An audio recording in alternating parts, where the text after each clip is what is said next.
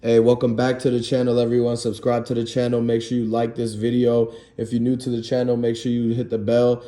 Basically, with the whole Takeoff thing, everybody commenting down below, putting his condolences.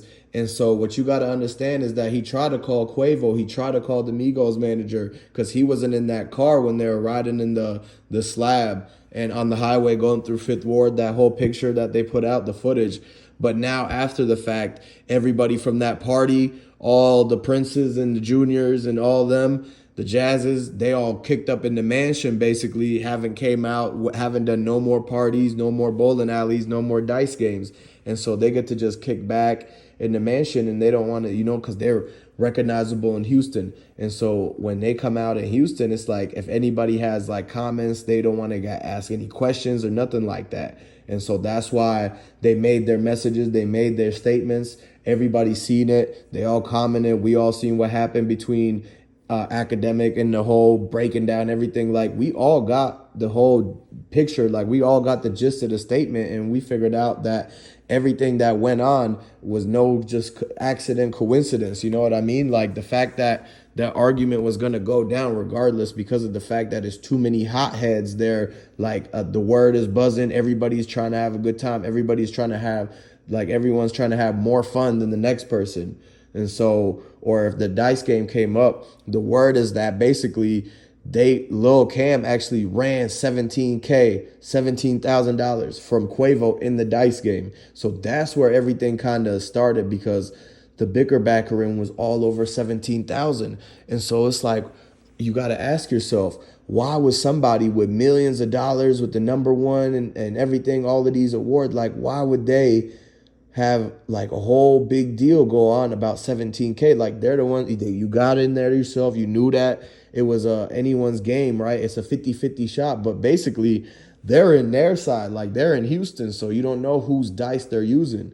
And it could be trick dice, it could be regular, or they could have had some type of thing where maybe it rolled off to the ground and it hit a good number for the guy to win Quavo 17K. But then they're like, oh no, if it hits the ground, it don't count. And some people go and have arguments based off of that. But for it to spill outside of the whole entire like building where it's supposed to be closed, and they're sitting there in front of that crosswalk, there's no reason for them to just keep arguing. Because when you look back at the whole footage from the Instagram stories, and you could go see it on my 4 videos ago, you binge watch all of it, you will see that somebody had already seen them playing the dice game. And before that, and the argument that happened outside was an entire hour.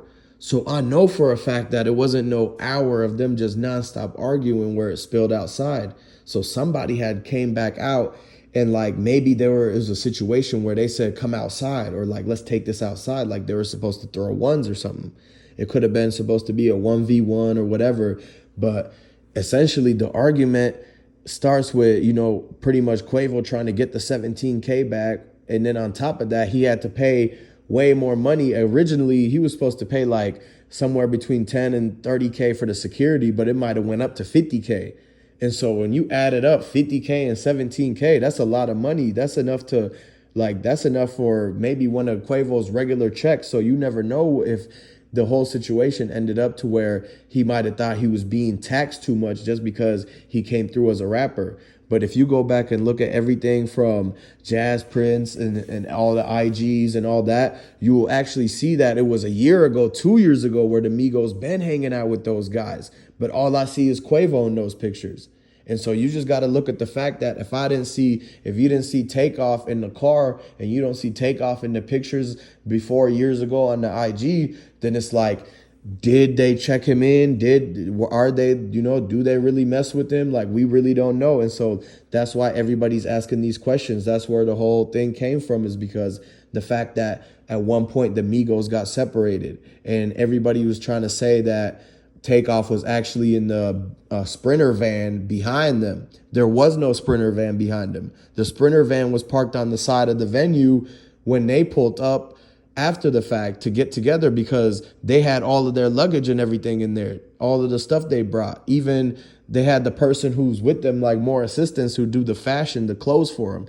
Because you know, everywhere that the Migos go, they pop out with their clothes. They always got the latest fashion on, and it's because they keep a fashion designer with them like right there. So whenever they're on tour. So this time they had the Sprinter van, so like everything was there. Maybe Takeoff was with the Sprinter van. Maybe there was other people too, and maybe he was cool with people from Houston, and that might not have been around, or Jay Prince and them might not have known. Who knows?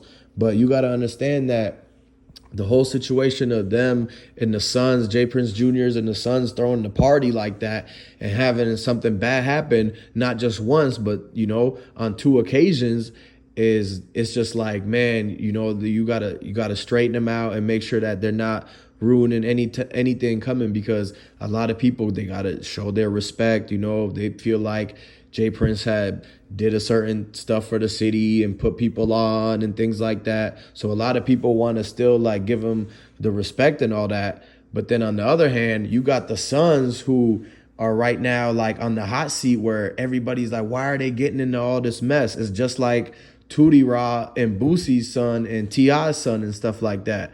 So when you really connect the dots and look at it, you got to understand that it's some straightening to do, just like how the whole Migos song goes and everything like that. So you got, basically, they shouldn't be throwing no reckless parties and all that kind of stuff. Don't be trying to have no dice games. Don't be trying to, it just like how if somebody was to throw a party at their house or something like that, and then you know how a hole ends up in the wall or something breaks, you break the vase. So they in trouble right now, just like how if they were to throw a party at the house and something happened, they keep throwing these parties and something keep happening. But the way is, the situations just keep getting bigger and bigger, and the consequences are just going to keep getting bigger and bigger.